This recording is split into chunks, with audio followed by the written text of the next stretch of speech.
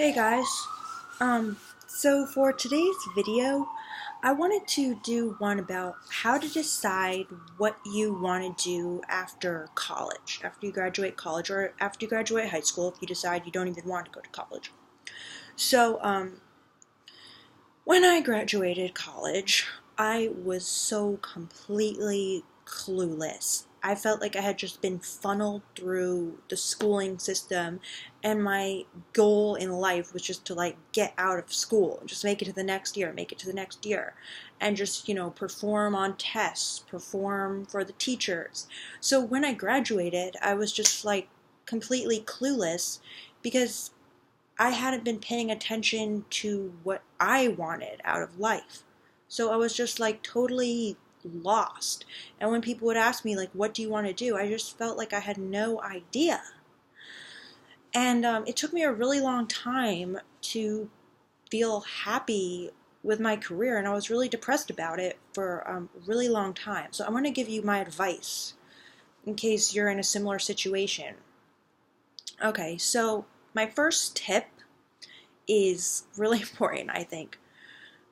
Do not ask advice, ever. I know that sounds really bad, but there were so many things, I said I don't know what I want to do. But I actually did have some ideas, and I'm kind of sensitive, shy person, so when I would get up the courage to tell people about my ideas, I wanted to be a ski instructor, even though I had never really, I wasn't that great of a skier, but I had heard, you can do it anyway. You could teach, 5-year-olds, and I thought that sounded really cool. So I told my family and my sisters that's what I wanted to do, and they were all ski instructor? But you don't even know how to ski. How's that? And it just, completely deflated me. I was just never mind. I won't be a ski instructor. And there were a lot of, and I wanted to work in a national park. They were just when I asked advice, everyone was kind of I think you should do this. So it kind of just shot down my true desires and my true interests. Another time, I got a haircut, and I really loved the experience, and I wanted to go to haircutting school to work in a salon because I thought that sounded really fun.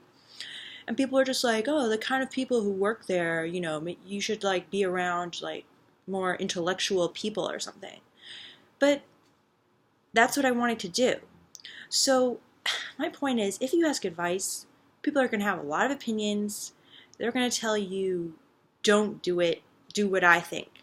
But they're not you. And what you want, those little ideas you have, hey, I think that would be really fun. That's exactly what you need to listen to. That's exactly what you need to go for, even though they seem maybe beneath you, stupid, crazy, insane. If you know what my night job is right now, that most people would tell me that's the worst idea I've ever heard in my entire life, and they did. And that stopped me from doing it for a long time.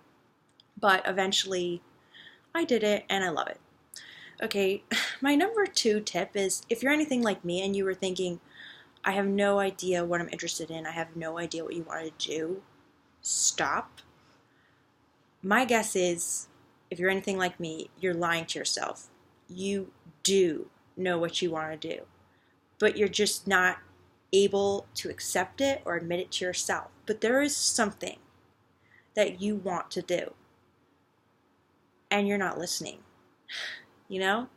maybe you just are immediately dismissing your true desire, oh, that's too stupid, my ski instructor idea or whatever, no, I should do something more, it'll make me more money or something like that. Stop, because that's not the way you're going to be happy.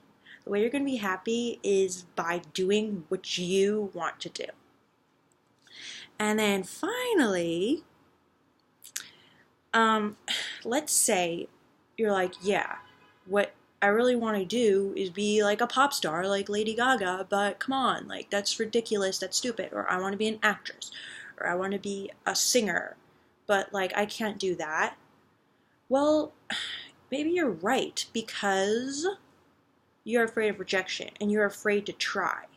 But you know what? Lady Gaga was just a person like you, and Katy Perry was just a person like you too. But they had the courage to try and to put themselves out there and to audition and to walk in the door. However, if you're like really shy, it just will probably seem like an impossibility to you. Like, there's no way I'm walking in that door because I'll just be humiliated. So in that case, I recommend something I've recommended in other videos, which is to do a rejection practice to overcome your fear of rejection. And I learned about this from a YouTube channel on YouTube where a guy did a 100-day rejection challenge. Every single day he asked someone a really like stupid question, which was sure to get rejected, and it often did. But by doing that, he overcame his fear of rejection. And I tried this to do my crazy desire, which was to get a job dancing in a strip club. And I overcame, and so I took this rejection challenge, and it really, really helped a lot. And in the beginning, I thought, like, there's no way I can do it. But by, like, 2 weeks of doing these daily rejection challenges, I felt like, you know what, like, what's the worst that could happen? I get rejected. Well, I've been rejected by tons of people already by now, so I'm just going to try. And I tried, and I succeeded. So you can do the same thing. Like, let's say you want to be a writer, but you just feel like you can't bear it. Work up to it, okay? You need to strengthen your rejection muscle. So I'm going to put the link for like the book about this and the YouTube channel about rejection gym in the description box below.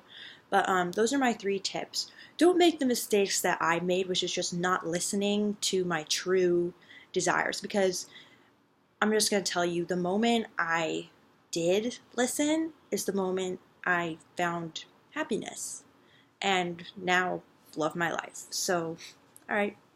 Hope this was helpful. Let me know if it was or wasn't, and talk to you later.